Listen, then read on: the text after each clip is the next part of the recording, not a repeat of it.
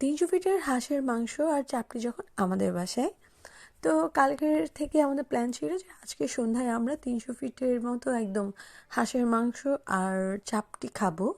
তো আম্মু বিকেল থেকেই হাঁসের প্রসেসিং শুরু করে দিয়েছিল। তো হাঁস রান্না করেও ফেলেছে, এটা একদম লাস্ট মোমেন্ট যখন উঠিয়ে ফেলবো তখনকার ভিডিও। আর আমি তখন ঘুমাচ্ছিলাম, দ্যাটস ওয়াই আমি ফার্স্ট থেকে ভিডিওটা করে আপনাদের সাথে শেয়ার করতে পারিনি।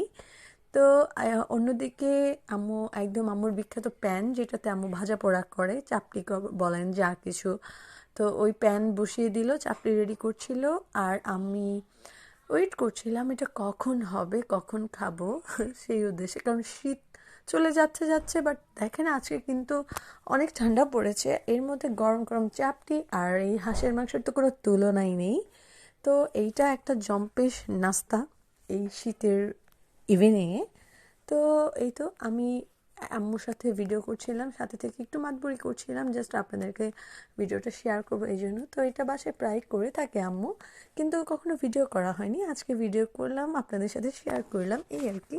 তো এই যে আমার প্লেটটা রেডি হয়ে গেছে, আর আমি চাপড়িটা খেয়েই একদম কম্বলের নিচে ঢুকে গিয়েছিলাম। আম্মু আমার জন্য আদার চা করেছিল, সেটা বসে বসে খাচ্ছিলাম আর ফিল করছিলাম, এই আর কি। তা আমার মতো কে কে হাঁসের মাংস আর চাপটি খেতে পছন্দ করেন কমেন্টস করে জানাবেন। আল্লাহ হাফেজ, ভালো থাকবেন সবাই এবং আমার সাথেই থাকবেন।